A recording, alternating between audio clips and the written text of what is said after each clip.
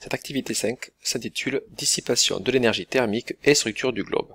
Il va s'agir, à travers l'étude des documents, de déterminer les caractéristiques mécaniques des différentes couches terrestres, de préciser les modes de transfert de chaleur, et aussi de préciser comment certains contextes géodynamiques, quand on parle de convergence, divergence, peuvent intervenir dans ces transferts grâce notamment à l'utilisation du logiciel Tomographie V2.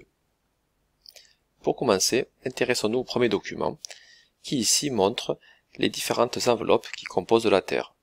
Lithosphère, rigide, le manteau, le noyau. La lithosphère, je vous le rappelle, est constituée de la croûte plus du manteau lithosphérique.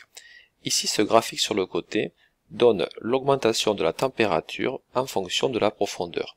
La première constatation que l'on peut faire, c'est que cette augmentation, elle n'est pas régulière, mais notamment on le voit au niveau de la lithosphère, cette augmentation de température est rapide. On voit ici que la pente est faible, ce qui correspond à un gradient géothermique élevé. Au contraire, au niveau du manteau, cette augmentation de température est plus faible, on voit que la pente est forte. Notamment au niveau du noyau, on voit que cette augmentation de température augmente davantage. Au niveau du noyau, cela correspond à une cristallisation lente de noyau liquide au profit du noyau solide. Et ce changement d'état va s'accompagner ici de ce passage de liquide à solide par un dégagement de chaleur, ce qui explique cette augmentation de température. Ici, ces profils sismiques montrent l'évolution de la vitesse des ondes P et S en fonction de la profondeur. Première chose que l'on peut observer, c'est déjà un profil qui est plutôt d'évolution qui est plutôt très proche, mais par contre, on peut observer dans les deux cas, que ce soit dans le domaine continental ou océanique, on voit une diminution de la vitesse au niveau d'une zone située aux alentours de 120 km et à peu près aux alentours de, si on prend le domaine continental, aux alentours de 200-230. Cette LVZ correspond en anglais donc à Low Velocity Zone, une zone de basse vitesse. Comment expliquer cette présence, cette zone de basse vitesse qui, d'après ce que l'on peut voir ici, correspondrait à peu près à l'asténosphère? Cette réponse nous est donnée par ce graphique, qui est un graphique de la température en fonction de la pression. Alors la pression est fonction aussi bien sûr de la profondeur. Intéressons-nous pour commencer donc notamment à cette courbe qui est en rouge ici. Nous nous intéressons pas pour l'instant à la bleue. Ici, ce document peut être créé à partir de l'étude en laboratoire des états de matériaux. En l'occurrence, des matériaux du manteau. Le manteau est fait d'une roche, la péridotite, et cette roche en laboratoire a été soumise à des changements de pression et de température, et grâce à ça, on a pu établir dans quelles conditions elle était soit solide, soit liquide, soit en fusion partielle, c'est-à-dire un mélange de solide et liquide. Ici, quand on est dans ce domaine-là, la péridotite est solide. Si par contre on est ici, elle est liquide plus solide, ce qui correspond à une fusion partielle. Ici, vous comprenez que cette limite est la limite entre solide et liquide plus solide. On appelle cette limite le solidus, ça veut dire que si on le franchit, eh bien, à partir du moment où on touche le solidus, eh bien, la première goutte de liquide commence à apparaître. Si on part de là et qu'on va dans ce domaine, ça veut dire que la roche est en train de fondre. Ce qui est intéressant, c'est de s'intéresser maintenant à cette courbe qui est en bleu. Cette courbe qui est en bleu, c'est le géotherme moyen, c'est-à-dire l'augmentation moyenne de la température en fonction de la profondeur. Ici, au niveau de ce géotherme moyen, eh bien, on constate que il augmente fortement, comme vu précédemment dans les premiers kilomètres, et ensuite, ici, on peut voir que, eh bien, il s'approche du solidus au niveau de la péridotite. Ça veut dire quoi concrètement? Eh bien, ça veut dire qu'à ce niveau-là, dans cette zone, donc à peu près aux alentours d'une centaine de kilomètres jusqu'à 230 km, ce qui correspond, on l'a vu tout à l'heure, à la Low Velocity Zone, eh bien, tout simplement, à ce niveau-là, eh bien, ce géotherme se rapprochant du solidus, ça veut dire que notre roche va commencer à être plus ductile, elle sera moins cassante qu'au départ. Ça veut dire qu'on s'approche de sa température de fusion. Si on s'approche de sa température de fusion, ça veut dire que cette roche va devenir plus chaude, et si elle est plus chaude, elle sera moins dense. Ceci explique la diminution de la vitesse, puisque nous avons vu dans les cours précédents que la vitesse d'une onde sismique dépend de la densité du matériau traversé, densité qui elle-même va dépendre de la température. Plus ça sera chaud, et plus la densité sera faible et les ondes se déplaceront moins vite. Ce document est en quelque sorte le fruit de ce qu'on a vu juste avant. Pour quelle raison? Pour une raison très simple, c'est que ici nous avons le rapport entre température du matériau et température de fusion. Vous comprenez que si la température de fusion, la température du matériau est proche de la température de fusion, nous aurons un rapport qui sera proche de 1. Et au contraire, si les deux sont éloignés, le rapport sera plus faible. Ici, dans ce domaine ici, dans le domaine dans la lithosphère océanique, entre 0 et, on va dire, une vingtaine de kilomètres, une trentaine de kilomètres, mais nous constatons que, tout simplement, nous sommes dans ce qu'on appelle un domaine cassant. Nous constatons que le rapport est faible. Ça veut dire que la température du matériau est éloignée de la température de fusion. Donc ça veut dire que la roche va être, en tout cas les matériaux ici seront solides. Si c'est solide, ça peut casser. On est ce qu'on appelle dans le domaine cassant, ce qui définit la lithosphère.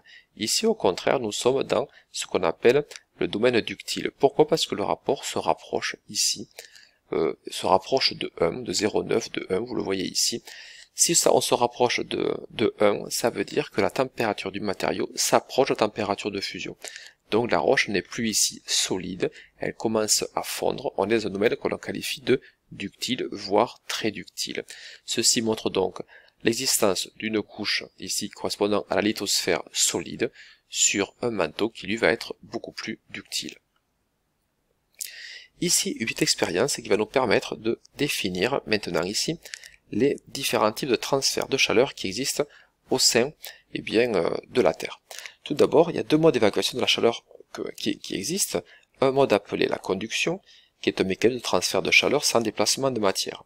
La transmission de chaleur va s'effectuer par l'agitation des atomes qui vont se propager de proche en proche aux atomes voisins. Et il existe aussi donc ce qu'on appelle l'évacuation par convection, qui est un mode de transfert de la chaleur qui va s'accompagner lui par contre de mouvements de matière.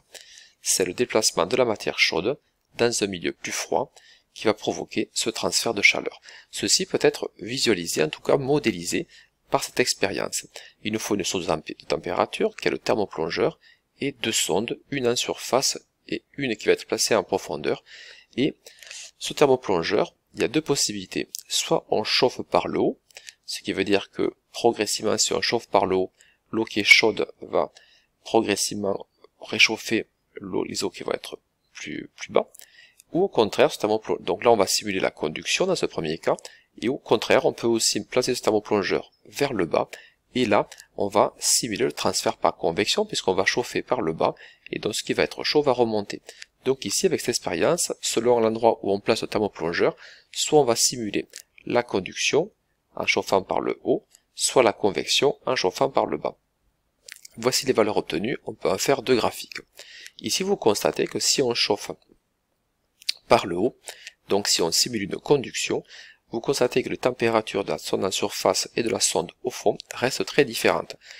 En sonde en surface, ici on voit la température monte très vite, alors qu'ici, pour la sonde au fond, on voit que la température monte très légèrement, le transfert de chaleur ici est peu efficace. Alors qu'au contraire ici, dans le cas de la convection, nous voyons que très rapidement, ces deux courbes se rapprochent fortement, ici.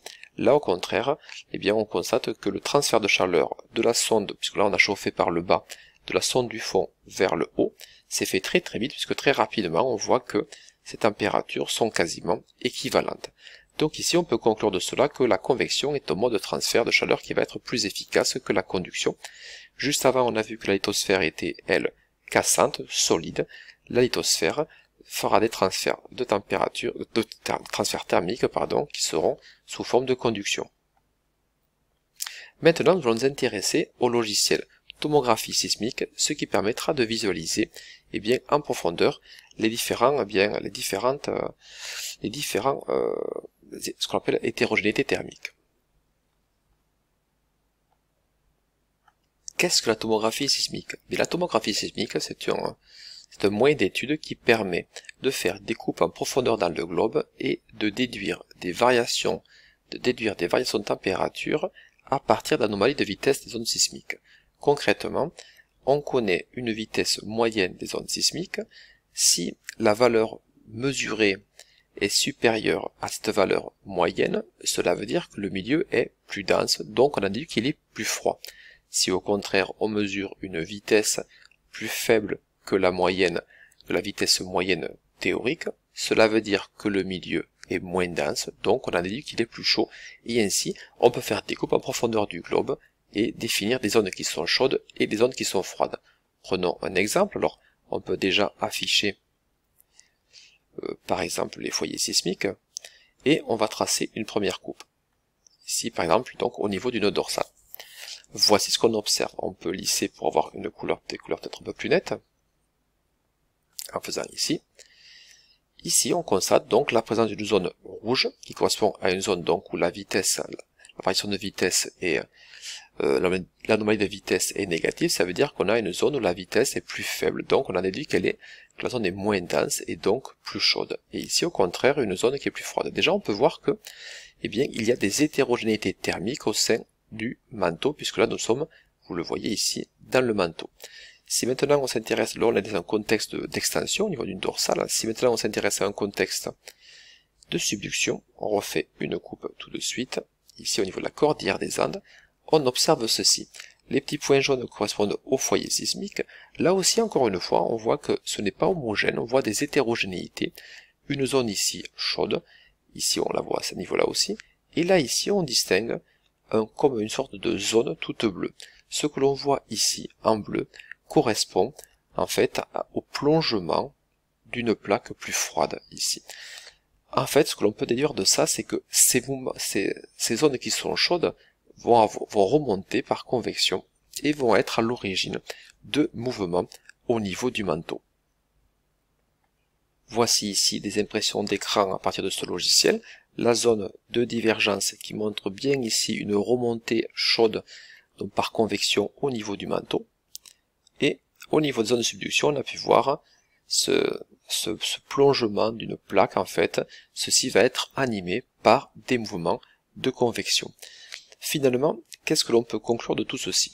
On peut conclure que déjà deux mécanismes de transfert thermique existent dans la Terre, la convection et la conduction. Le transfert par convection va être beaucoup plus efficace, c'est ce qu'on a vu dans l'expérience. La Terre dissipe de l'énergie thermique par conduction dans la lithosphère et essentiellement par convection dans le manteau sous-jacent. On a pu voir aussi, grâce à la tomographie sismique, qu'il existait au sein du manteau des hétérogénéités thermiques. Ce comportement mécanique du manteau permet de distinguer lithosphère et asténosphère. On a vu que la lithosphère était cassante et faisait partie du domaine cassant, et la sténosphère faisait partie du domaine dit ductile. La température interne de la Terre, on a vu aussi qu'elle allait croître avec la profondeur, on parle de gradient géothermique. Le profil d'évolution de la température interne montre donc des différences suivant les enveloppes internes de la Terre. Alors comment expliquer ces différences d'évolution de température? Eh bien elles s'expliquent par des différences de transfert thermique, soit conduction au niveau de la lithosphère, soit convection au niveau du manteau.